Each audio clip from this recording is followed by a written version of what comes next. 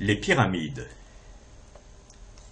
Une pyramide est un volume dans l'espace, construit de la manière suivante. On part d'un polygone dans le plan, ici j'ai pris un polygone à 4 côtés et sommets, A, B, C et D.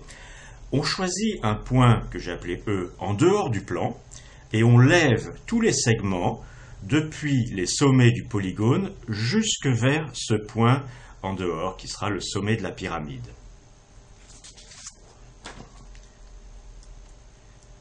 Dans cet exemple, la base est un quadrilatère. Mais on peut prendre n'importe quel polygone convexe pour base. Par exemple, si ici on prenait un triangle, on obtiendrait ce que l'on appelle un tétraèdre.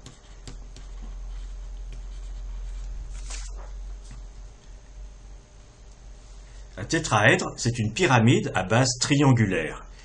Ça s'appelle tétraèdre parce que tétra en grec veut dire 4 et èdre veut dire côté. Ça a 4 faces, 1, 2, 3 et 4, 6 arêtes et puis 4 sommets. Un tétraèdre régulier est un tétraèdre dont toutes les faces sont des triangles équilatéraux. J'ai essayé d'en présenter un ici, mais étant donné notre contrainte de dessin en perspective, et sur une feuille de papier ou bien sur un écran, il faut toujours faire un effort d'imagination. Les pyramides d'Égypte, celles par exemple à côté du Caire, ont une base carrée et un axe de symétrie verticale.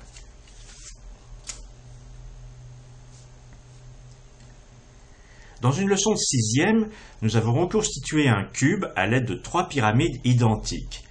En voici une que nous avions fabriquée avec du carton et de la colle. C'étaient des pyramides dont l'une des arêtes, celle-ci pour être précis, était perpendiculaire à la base, et la base c'était un carré.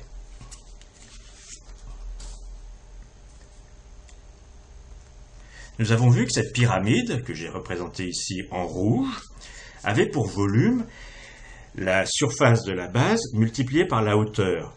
Mais c'était un cas particulier parce que tout simplement le volume ici c'était V égale la surface de la base, A multiplié par A,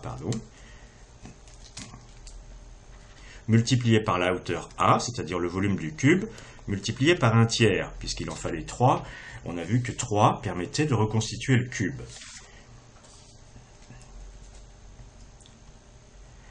Nous allons voir que cette formule du volume d'une pyramide, surface de la base multipliée par hauteur multipliée par un tiers, est vraie pour toute pyramide. Il y a plusieurs façons de procéder. Nous allons commencer par modifier la hauteur, et puis ensuite on modifiera la base. Commençons par la hauteur. Donc je pars de cette pyramide qui en fait est extraite d'un cube, et puis j'augmente sa hauteur, comme ceci. Donc je lève non plus jusqu'à ce point E, qui est à une distance égale au côté, mais jusqu'à ce point E', où AE' est dans une certaine proportion de AE. Pour fixer les idées, imaginons que la proportion c'est 1,5. Alors on va voir que le volume de la deuxième pyramide, V2, est égal à P multiplié par le volume de la première. Alors comment on établit ça? Eh bien, imaginons une grande quantité de petits cubes qui remplissent toute la première pyramide. Si je multiplie toutes ces distances verticales par une proportion P, je vais multiplier la distance verticale de ce cube par la proportion P. Et je vais obtenir un petit parallélépipède rectangle. Le volume de ce petit parallélépipède rectangle sera tout simplement P fois le volume de ce petit cube. Tous ces petits parallélépipèdes rectangles vont remplir exactement cette pyramide plus grande. Donc forcément, le volume de cette pyramide va être P fois le volume de celle-ci. Bon, en fait, on fait une petite erreur puisqu'il y aura un effet d'escalier sur les bords, et ici aussi. Mais cet effet d'escalier qui crée une erreur, on peut le rendre aussi petit qu'on veut, en prenant des cubes suffisamment petits.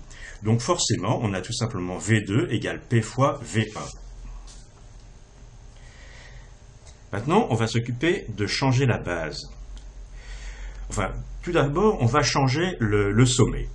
De E', on va passer à n'importe quel point F, toujours à la même distance du plan en bas, de ABCD. Et on va voir que ça ne change pas le volume de la pyramide une fois de plus. Comment on va faire?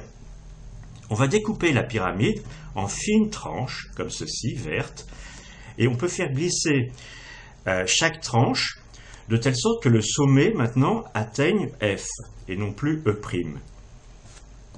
Et le volume va être inchangé. Bon, en fait, on va utiliser un résultat qu'on démontrera formellement en classe de 4e, c'est que n'importe quel triangle, comme par exemple le triangle ABE', que je fais bouger comme ceci, en modifiant son sommet, eh bien cette tranche verte, elle va rester à la même hauteur, et elle va rester parallèle à cet axe, et elle va rester de même longueur. Bon, pour l'instant, on ne l'a pas démontré, mais à vrai dire, on sait ça depuis le jardin d'enfants. Donc on utilise ce résultat. Ainsi, toutes ces tranches carrées ici, maintenant, elles s'empilent pour faire une pyramide régulière qui va jusqu'à F.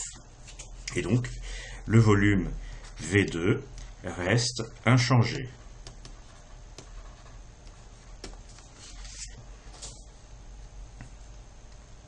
Ensuite, on peut modifier la forme de chaque tranche verte pour en faire un triangle ou un autre polygone. On aura un empilement de polygones de surface décroissante, formant une pyramide avec une base de forme quelconque. Et si je transforme ces tranches tout en maintenant leur surface, eh bien, j'obtiens toujours une pyramide de même volume. V2 reste encore une fois inchangé.